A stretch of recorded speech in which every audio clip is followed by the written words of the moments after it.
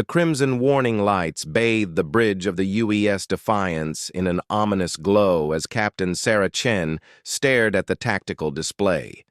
300 alien ships surrounded Earth, their sleek vessels bristling with weapons that could crack continents.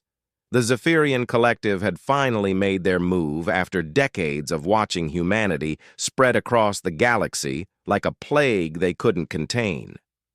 "Captain, we're receiving a transmission from the Collective flagship," Lieutenant Rodriguez reported, his voice barely steady. The young officer had never seen anything like this. None of them had. "Put it through," Sarah commanded, her jaw set with the kind of determination that had earned her command of humanity's most advanced warship. The holographic display shimmered, revealing the imposing figure of High Commander Velak. The Zephyrian stood nearly 8 feet tall, his chitinous exoskeleton gleaming under the harsh lights of his command center. 4 arms moved with predatory grace as he adjusted controls, while his compound eyes fixed on Sarah with unmistakable contempt. "Human female." Velak's voice resonated with the authority of someone who had conquered 17 star systems. "Your species has become a cancer that spreads through our galaxy. You consume resources, pollute pristine worlds, and corrupt other races with your primitive emotions and chaotic thinking." Sarah didn't flinch. She had faced down pirates, hostile aliens, and corporate executives. This oversized bug didn't intimidate her. "High Commander Velak, I presume. To what do we owe the pleasure of your visit to our home system?" The Zephyrian's mandibles clicked in what might have been amusement. "Your insolence will be corrected. We offer you one chance to submit peacefully. Surrender your military assets, accept our governance, and your species may continue to exist under our guidance. You have 1 solar rotation to decide." "And if we refuse?" Sarah asked, though she already knew the answer. "Then we will demonstrate why the Zephyrian Collective has never lost a war. Your cities will burn.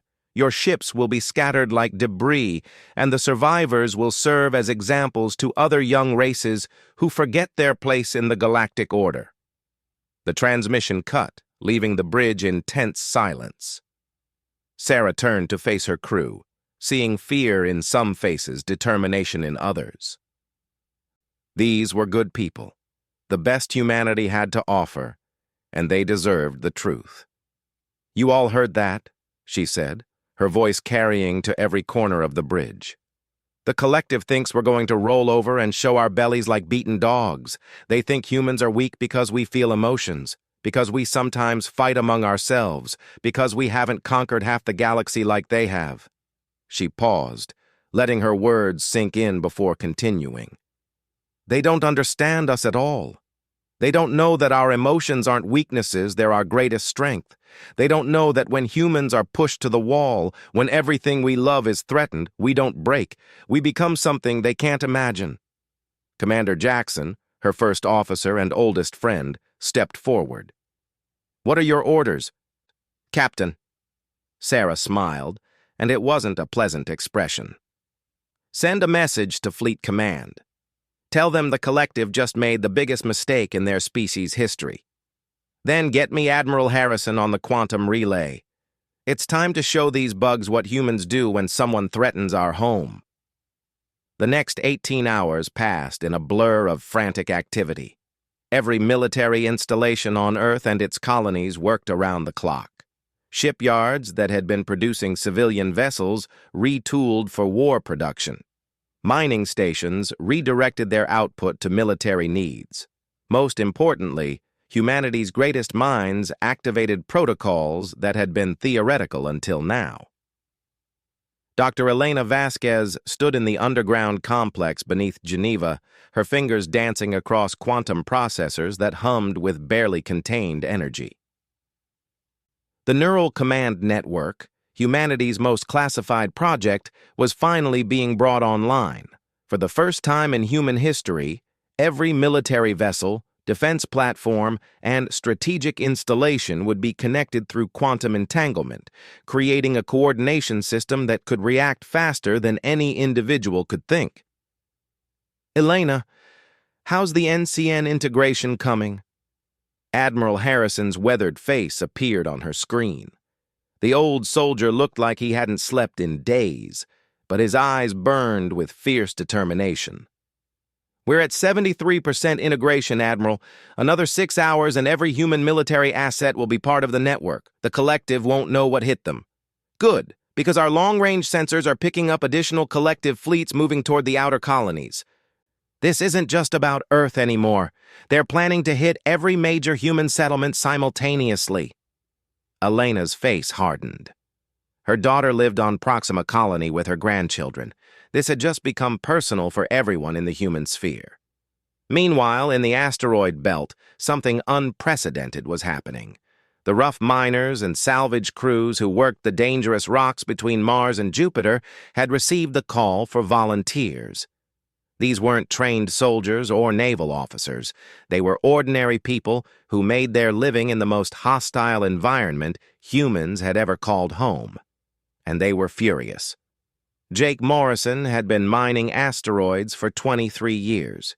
His weathered hands could operate a fusion cutter with surgical precision. And his modified cargo hauler had survived 3 major solar storms and a collision with space debris. When the collective's ultimatum reached the belt, Jake and his crew didn't hesitate. "You hear that, boys?" he said over the comm to the dozen other ships that made up his informal mining cooperative. "Some fancy alien bugs think they can come to our neighborhood and start making demands."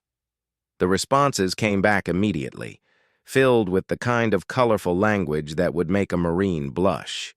These people had carved life from the void itself. They weren't about to let anyone take it away.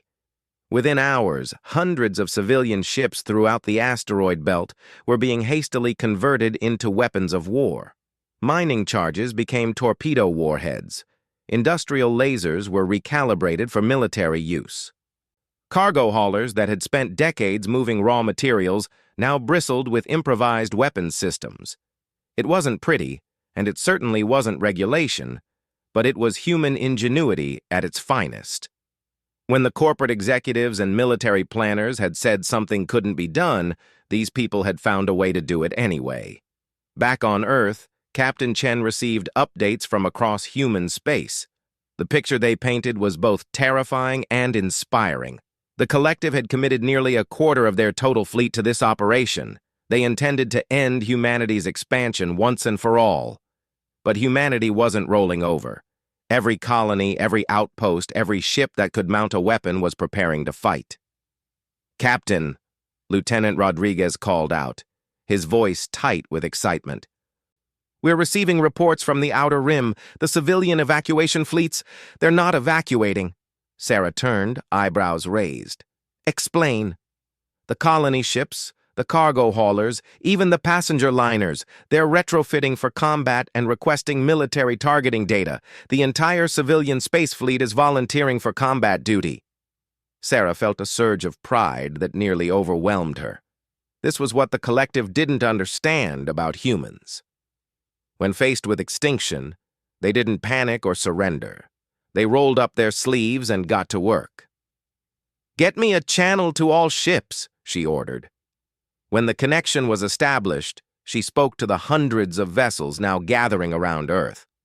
"This is Captain Sarah Chen of the UES Defiance. In 6 hours, the Zephyrian Collective expects our surrender. Instead, they're going to get a lesson in human determination.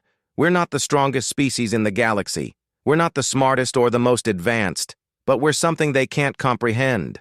We're a species that chooses to fight for each other, no matter the odds."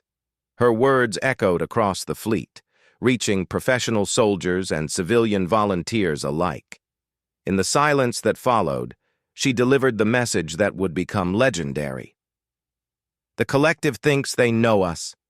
They think our emotions make us weak, that our independence makes us chaotic, that our youth makes us inferior. They're about to learn that humans don't become victims. We become survivors. And when you threaten everything we've built, everything we love, we become something else entirely. We become dangerous." As the deadline approached, the Zephyrian fleet moved into attack formation.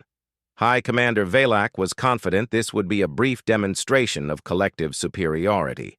His scouts had reported the pathetic human preparations, their mismatched fleet of military and civilian vessels, their frantic communications, their obvious terror. What the scouts hadn't detected was the quantum entanglement network that now connected every human military asset.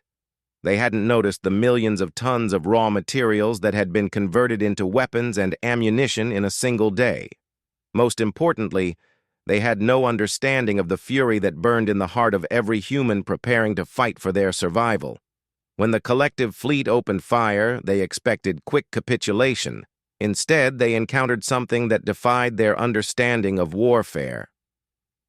The human fleet moved as one organism, each ship knowing exactly where every other ship would be. Weapons fire that should have scattered the defenders was absorbed by precisely positioned shield arrays. Counterattacks came from directions the collective computers hadn't predicted, delivered with timing that seemed impossible for individual commanders to coordinate. The first exchange of fire lasted only minutes, but when the energy weapons cooled and the debris cleared, it was the collective forces that had taken the heavier losses. High Commander Valak stared at his tactical display in disbelief.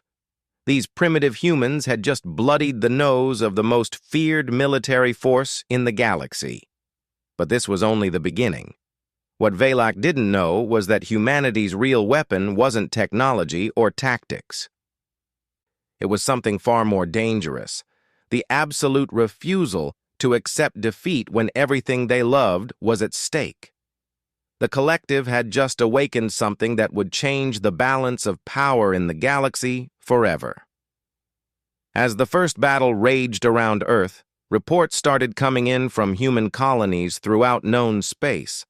The collective's simultaneous strikes had begun, but instead of the quick victories they expected, they were meeting fierce resistance everywhere. Humanity wasn't just fighting back. They were fighting with the kind of desperate innovation that only came when survival was the only option. The war for humanity's future had begun, and the galaxy was about to learn why you never corner a species that has spent its entire evolutionary history refusing to quit. 3 weeks into the war, Dr. Marcus Webb stood in his laboratory on Luna Station, surrounded by the kind of organized chaos that only came from brilliant minds working under impossible deadlines. Coffee cups and energy drink containers littered every surface, while holographic displays showed complex equations that seemed to shift and evolve on their own. His team hadn't slept properly in days, but they were close to a breakthrough that could change everything. "Marcus, the quantum resonance patterns are stabilizing," his assistant, Dr. Kim Sato, called out, her voice hoarse from exhaustion and excitement. "The neural network integration with our weapon systems is exceeding all theoretical parameters." Marcus nodded grimly. The neural command network that had given humanity its edge in the first battles was evolving beyond its original design. What had started as a coordination system was becoming something unprecedented. A collective intelligence that merged human intuition with quantum processing power. The implications were staggering and terrifying. Human commanders across the fleet were reporting experiences they couldn't quite explain. They knew where enemy ships would appear before sensors detected them. They could coordinate complex maneuvers across light years of space with split-second timing. The network was turning humanity's greatest weakness, their tendency toward emotional, unpredictable behavior, into their ultimate weapon. Dr. Webb. Admiral Harrison's image materialized in the lab, his uniform showing the strain of constant combat. "I need an honest assessment. What exactly are we becoming?" Marcus paused his work, considering the question that had kept him awake for the past 72 hours. "Sir, we're witnessing the emergence of something that has never existed in galactic history. The network isn't just connecting our ships and weapons. It's connecting our minds, our instincts, our collective human experience. Every battle we fight makes us more efficient, more coordinated, more what, Doctor?" "More than human, sir. but still fundamentally human in all the ways that matter. The conversation was interrupted by alerts flooding the communication system. Captain Chen's voice cut through the chaos from the Defiance, which was currently engaged with a collective battle group near the Jupiter shipyards. All commands, this is Defiance Actual. We've got confirmed intelligence on collective fleet movements. They're not just trying to conquer us anymore. They're trying to exterminate us completely. The tactical data that followed painted a grim picture. The Zephyrian collective had committed over half their total military force to the human conflict. Worse, they had begun targeting civilian populations specifically, burning colony worlds that held no strategic value. The message was clear. Humanity's resistance had shocked them into abandoning all pretense of civilized conquest. High Commander Velak had learned to respect human military capabilities, but that respect had curdled into something approaching fear. His latest briefing from the Collective High Council had been stark. Eliminate the human threat completely, or face the prospect of other young races following humanity's example of successful resistance. On the bridge of his flagship Dominion's Edge, Velak studied reports from across the war zone. Human tactics continued to evolve at an impossible rate. Their ships moved with supernatural coordination. Their weapons seemed to anticipate collective defensive patterns. Most disturbing of all, human forces were beginning to display combat innovations that defied everything the collective understood about warfare. High Commander, his tactical officer Krex reported, mandibles clicking with nervous energy. The human mining fleet in the asteroid belt has somehow converted their industrial equipment into siege weapons. They're using controlled fusion explosions to create artificial gravity wells that are disrupting our formation flights. Velak's compound eyes focused on the tactical display. The humans had turned their entire asteroid mining operation into a massive weapons platform. Cargo haulers launched salvaged materials at relativistic speeds. Mining charges had been weaponized into guided fusion torpedoes. Most impressively, they had somehow linked their industrial fusion reactors to create localized space-time distortions. Impossible, Velak hissed.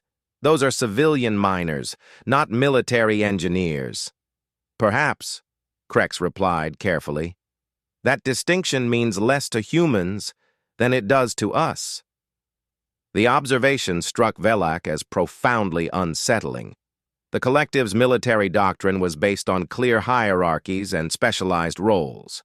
Civilians were civilians. Soldiers were soldiers. Engineers were engineers. The humans seemed to view these categories as mere suggestions. Meanwhile, in the outer colonies, humanity's response to the collective's escalation was swift and unprecedented. On Kepler 442b, colonist Maria Santos had watched collective ships burn the agricultural domes that fed 3 million people. Her husband and youngest son had died in the attack. Now, as she stood in the emergency command center that had been hastily established in the colony's mining complex, her grief had crystallized into something far more dangerous. "Status report," she requested from the volunteers who had taken over military coordination. Maria had been a logistics coordinator for the colonial administration. Now she was effectively a general commanding the defense of an entire world. "The orbital defense platforms are at 60% strength," reported James Crawford, who until 3 weeks ago had been a terraforming engineer. "We've managed to convert the atmospheric processors into planetary shield generators, but they won't hold against a sustained bombardment." Maria nodded, her mind working through possibilities that no civilian should ever have to consider. "What about the mining operation?" James smiled grimly. "That's where it gets interesting. We've been in contact with the asteroid belt mining cooperatives. They've developed something they're calling relativistic freight delivery. Essentially, they're launching cargo containers at near light speed using modified mass drivers. The implications hit Maria immediately. They're turning asteroids into kinetic weapons. Better than that, They're turning the entire asteroid belt into a siege cannon that can target any point in the inner system. The collective has never faced anything like it. Across human space, similar scenes were playing out. On every world, every station, every ship, ordinary people were transforming themselves into something the galaxy had never seen. Teachers became tactical analysts. Artists designed new weapon systems. Children too young for military service worked in factories producing ammunition and components. The collective had expected to face humanity's military. Instead, they were facing humanity's entire civilization armed and furious. Dr. Elena Vasquez watched the neural command network's evolution with growing amazement and concern. The quantum entanglement system was processing information at rates that pushed the boundaries of physics. More importantly, it was learning. Every battle, every engagement, every tactical decision fed back into the network, creating an ever-expanding database of human military intuition. "Elena, we're getting reports from the front lines," Admiral Harrison said during their daily briefing. "Commanders are describing what they call battle sight. They're predicting enemy movements with near-perfect accuracy." Elena nodded. She had been expecting this development. "The network is creating a form of distributed consciousness, Admiral. Individual human commanders are tapping into the collective experience of every battle humanity has ever fought, combined with real-time quantum processing of tactical probabilities. In plain English, Doctor? We're becoming psychic generals, sir. Every human commander now has access to the tactical instincts of our entire species, enhanced by quantum computing power." The ramifications extended far beyond military applications. Human scientists were sharing breakthrough insights across light years instantaneously. Engineers on one side of human space were building on designs conceptualized on the other side. Artists were creating propaganda that resonated with human psychology in ways that transcended cultural barriers. Humanity was becoming something unprecedented. A technologically enhanced collective consciousness that maintained individual creativity and initiative. The collective's response was predictable in its brutality. If they couldn't defeat humanity through conventional warfare, they would attempt genocide. Collective fleets began targeting every human settlement, no matter how small or strategically irrelevant. The attack on New Dublin Colony became a turning point that galactic historians would study for centuries. The collective fleet that approached the small agricultural world expected easy target practice against defenseless farmers. Instead, they encountered Captain Yuki Tanaka. Tanaka had been a corporate security chief before the war, responsible for protecting shipping lanes from pirates. Her ship, the converted freighter Lucky Strike, was hardly a warship. But she had something the collective couldn't account for: complete integration with the neural command network and 37 years of experience dealing with bullies. "Lucky Strike to collective fleet," she broadcast on open channels as enemy ships moved into bombardment positions. "This is Captain Tanaka. You have 10 seconds to alter course away from New Dublin Colony." The collective commander's response was predictably arrogant. "Human vessel, you are outnumbered 50-1. Surrender or be destroyed." Tanaka's reply would become legendary among human forces. "Outnumbered? Have you been paying attention to this war at all? Humans don't get outnumbered. We get target-rich environments." What followed defied every conventional understanding of space combat. Tanaka's single ship, linked to the neural network and loaded with improvised weapons, systematically destroyed the collective battle group. She used the gravitational field of New Dublin's moon to slingshot mining charges into enemy formations. She employed the planet's magnetic field to create electromagnetic pulses that disabled collective sensors. Most impressively, she somehow convinced the enemy commander that his own ships were firing on each other by manipulating their communication frequencies. When the battle ended 6 hours later, 38 collective warships had been destroyed or disabled. The Lucky Strike had sustained only minor damage. Captain Tanaka's report to Fleet Command was characteristically brief. New Dublin is secure, requesting additional ammunition and maybe some coffee. High Commander Velak realized that the collective faced an unprecedented crisis. They weren't just losing to human military forces, they were losing to individual humans who seemed capable of defeating entire fleets through impossible combinations of technology, tactics, and sheer bloody-minded determination. The collective High Council's response was swift and desperate. They activated their ultimate weapon, a planet-killer device that could destroy entire star systems by triggering stellar collapse. If they couldn't conquer humanity, they would eliminate every star system humans had ever inhabited. The message reached Admiral Harrison's headquarters through quantum relay. Human forces, this is your final warning. Surrender immediately, or we will begin systematic destruction of your star systems. You have 12 solar rotations to comply. The response from humanity was as unified as it was defiant. From Earth to the farthest colony, from military commanders to civilian volunteers, the message was the same. Bring it on. Because if there was one thing the collective had failed to understand about humans, it was this. Threatening to destroy everything they had built didn't make them want to surrender. It made them want to destroy the people making the threats. The war was about to enter a phase that would reshape the galaxy forever. The quantum communication array deep beneath Earth's surface hummed with unprecedented activity as Dr. Elena Vasquez implemented humanity's most desperate gambit. The neural command network had evolved beyond its original design, and now she was about to push it into territory that no species in galactic history had ever explored.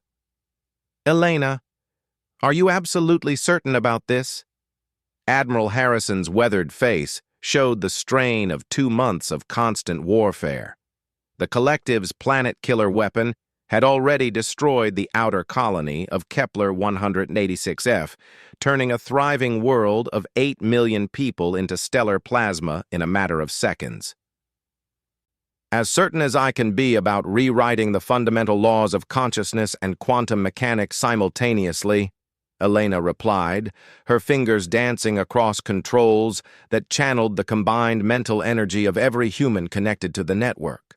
The theoretical framework is sound. We're going to link every human mind in known space into a single quantum-entangled consciousness. The implications were staggering. Instead of just connecting military assets, the network would encompass every human being in the galaxy. Farmers on distant colonies, children in Earth's cities, soldiers on the front lines, all would become part of a collective intelligence that could process information and coordinate responses at the speed of thought across interstellar distances. What are the risks? Admiral Harrison asked, though he suspected he didn't want to know the answer. Complete loss of individual identity, permanent neurological damage, or possibly the evolution of humanity into something entirely new, Elena said matter-of-factly. On the other hand, if we don't try this, we'll be extinct within the week.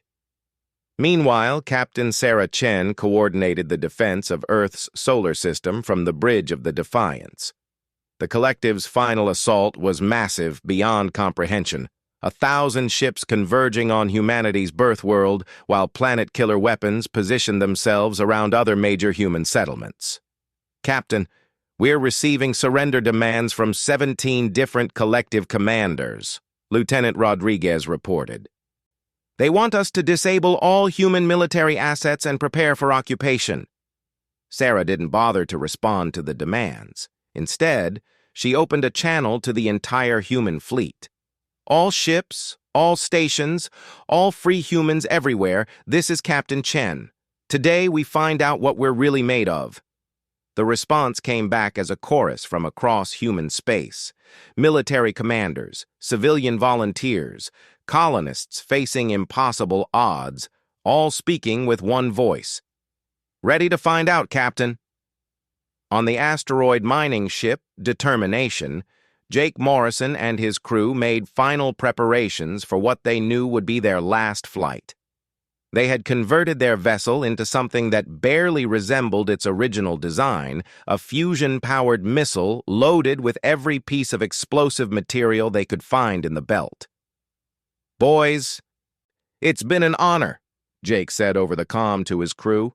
"When we punch through their defenses, remember that we're not just fighting for humanity.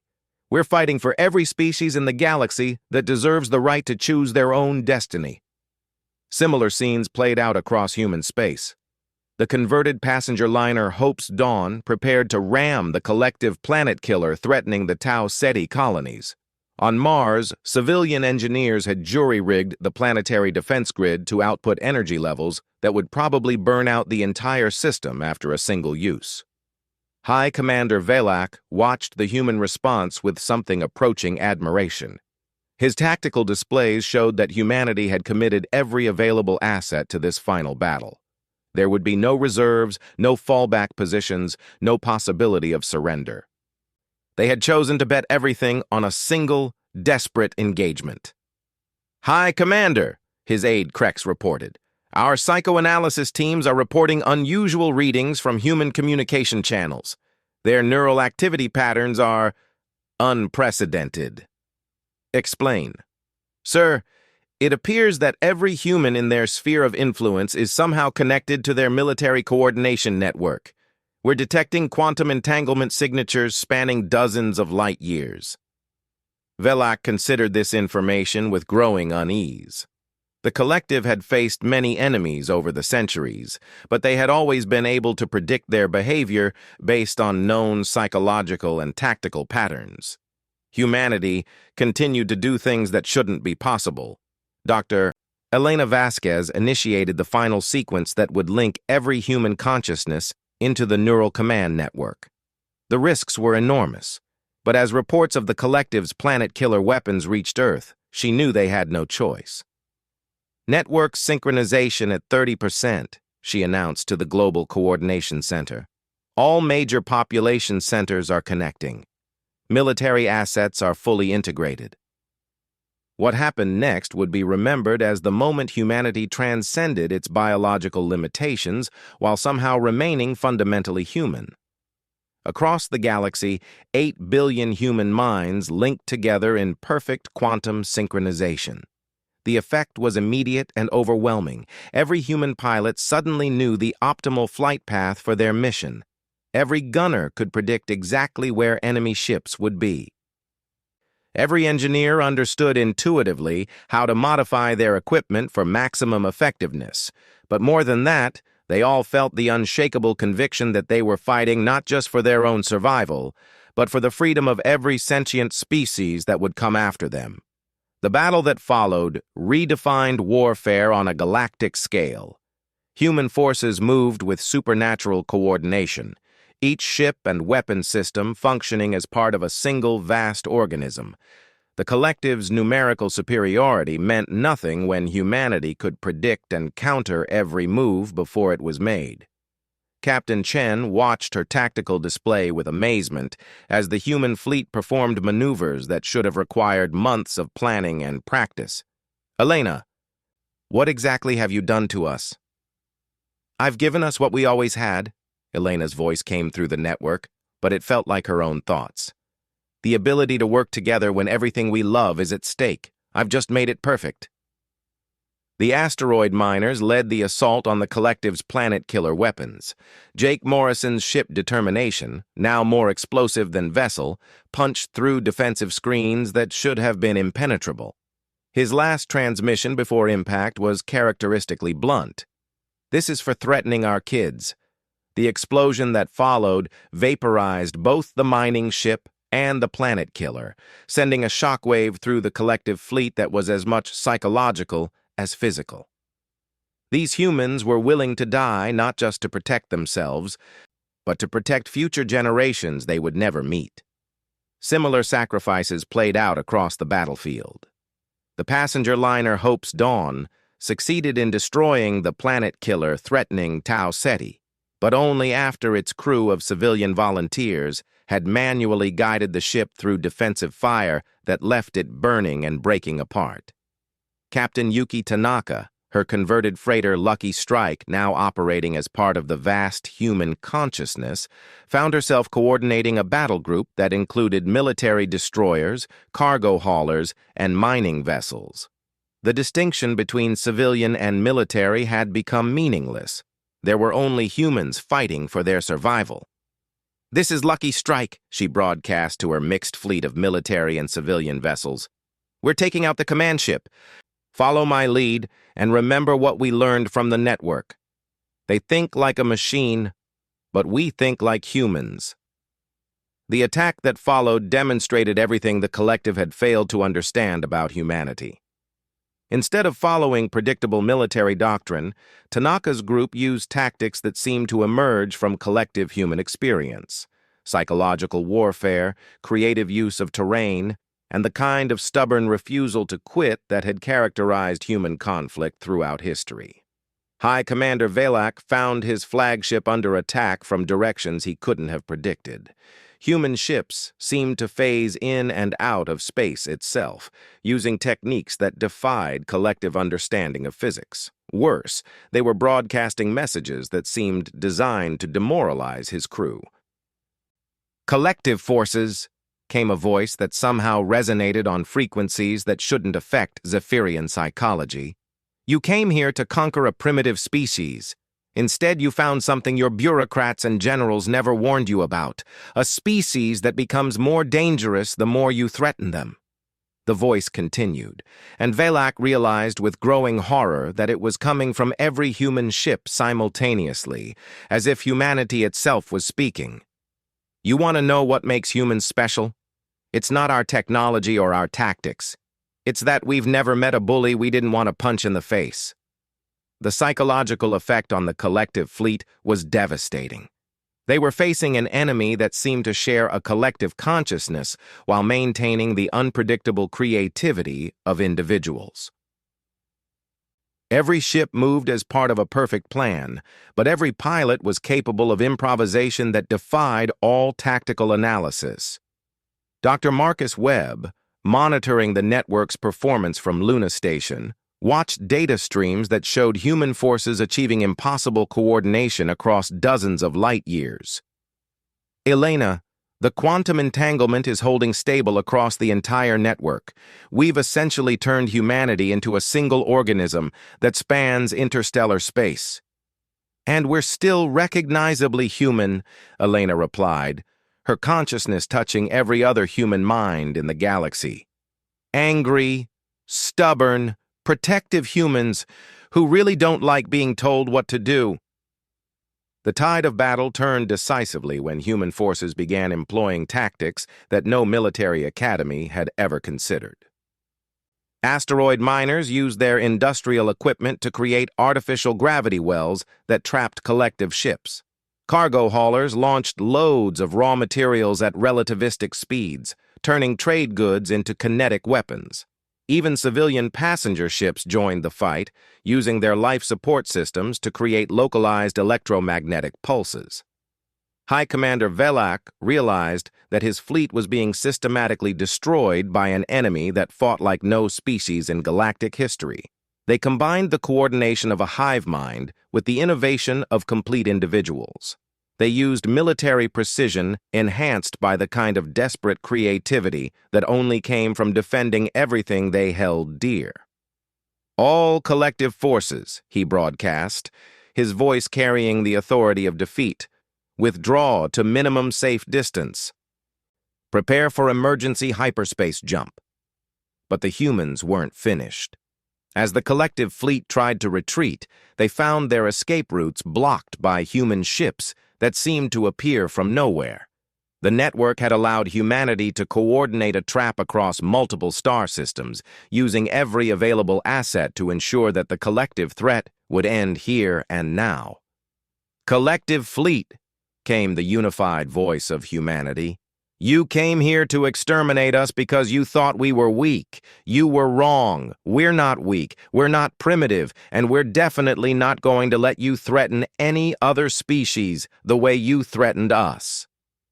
The final engagement lasted only minutes. When it ended, The collective's invasion force had been completely destroyed. High Commander Velak's flagship drifted powerless, its crew either dead or unconscious.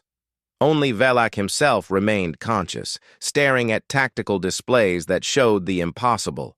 Complete human victory against impossible odds. Captain Chen's voice reached him through damaged communication systems. "High Commander, you have one chance to carry a message back to your people. Tell them that humanity is not interested in conquest or domination. But if anyone threatens our freedom, our families, or our future, they'll discover what happens when you push humans beyond their limits. Tell them that we don't become victims. We don't become slaves. We become something that their worst nightmares can't imagine, humans with nothing left to lose and everything worth fighting for." In the aftermath of the battle, humanity began to grapple with what they had become. The neural command network had changed them fundamentally, creating a species that could function as a unified consciousness while maintaining individual creativity and independence. They had evolved beyond their biological limitations while remaining recognizably human in all the ways that mattered. Dr. Elena Vasquez stood in her laboratory, monitoring the network as it adapted to peacetime operations. Human scientists were sharing breakthrough discoveries instantaneously. Artists were collaborating across light years. Engineers were solving problems that would have taken decades using the combined intelligence of their entire species. "What have we become?" Admiral Harrison asked during their first post-war briefing. "Something new," Elena replied. "Something that's never existed in galactic history. A species that can think and act as one while remaining individually creative and independent. We've become what we always had the potential to be, humanity working together at our absolute best." The collective survivors who returned to their home space carried a message that would reshape galactic politics forever. Humanity had not just survived an extinction-level threat, they had evolved beyond it, becoming something that no conventional military force could challenge. Other young species across the galaxy began to study human tactics and philosophy. The idea that a species could become more than the sum of its parts while maintaining individual freedom resonated with civilizations that had chafed under collective domination. But perhaps the most important change was in humanity itself. The neural command network had shown them what they could accomplish when they worked together with perfect coordination. They had seen what happened when 8 billion humans decided that something was worth fighting for. As Captain Sarah Chen stood on the observation deck of the rebuilt Defiance, watching Earth rotate peacefully below, she reflected on what the war had taught them. Humanity's strength had never been their technology or their numbers. It had been their absolute refusal to accept that some things were impossible. The collective had pushed humanity beyond its limits, expecting them to break. Instead, they had discovered that humans didn't have limits, they only had new challenges to overcome together. The galaxy would never underestimate humanity again. But more importantly, humanity would never underestimate itself. They had learned that when pushed beyond their limits, humans didn't become something other than human. They became everything that being human could mean: creative, stubborn, protective, and absolutely unstoppable when fighting for everything they loved. In the end, that had made all the difference.